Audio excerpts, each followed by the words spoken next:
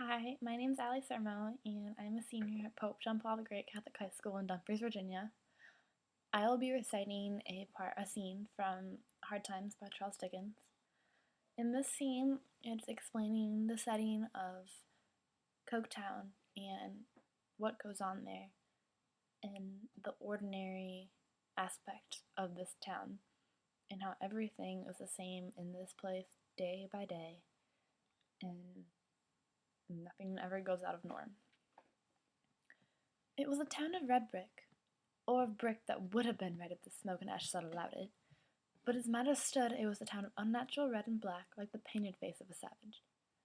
It was a town of machinery and tall chimneys, out of which interminable serpents of smoke trailed themselves for ever and ever, and never got uncoiled.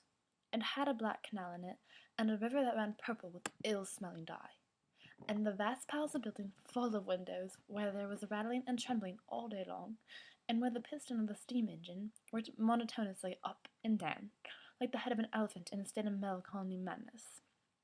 It contained several large streets, all very like one another, and many small streets still more like one another, inhabited by people equally like one another, who all went in and out at the same hours, with the same sound upon the same pavement, to do the same work, and to whom every day was the same as yesterday, and tomorrow, and every year the counterpart of the last and the next.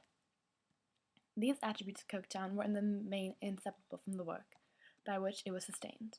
Against them were to be set off comforts of life, which found their way all over the world, and elegancies of life which made, we will not ask how much of the fine lady, who could scarcely bear to hear the place mentioned. The rest of its features were voluntary, and they were these. You saw nothing in Coketown but what was severely worked for.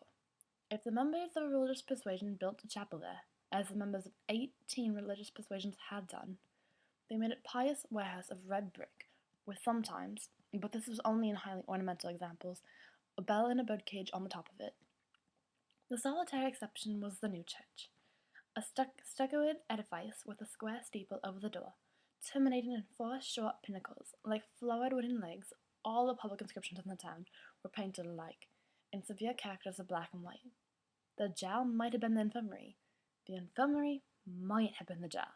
The town hall might have been either, or both, or anything else, for anything that appeared to the contrary in the graces of the construction. Fact, fact, fact, everywhere in the material aspect. Fact, fact, fact, everywhere in the immaterial. The Machokum Child School was all fact, and the School of Root Design was all fact, and the relationships between master and man, all fact, and everything was fact between the line and hospital and the cemetery, and what you couldn't state in figures, or show to be purchasable in the cheapest market, and sellable in the dearest, was not, and never should be, a world without end. Amen. A town was so sacred to fact, and so triumphant in its assertion of course got on well. Why, no, not quite well. No? Dear me! No, Coketown did not come out of its own furnaces, in all respects like gold that had stood the fire. First, the perplexing mystery of the place was, who belonged to the 18th denominations, because whoever did, the labouring people did not. It was very strange to walk through the streets on a Sunday morning, and note how few of them the barbarous jingling of the bells that was driving the sick and nervous mad, called away from their own quarter, from their own closed rooms, from the corners of their own streets, where they lounged listlessly, gazing all the church and chapel going, as at a thing with which they had no manner of concern.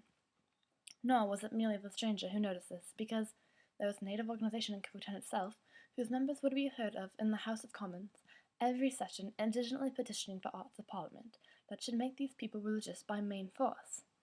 Then came the Teetotal Society, who complained that these same people would get drunk, and showed in tabular statements that they did get drunk, and proved at tea parties that no inducement, human or divine, expect a medal, would induce them to forego their custom of getting drunk. Thank you.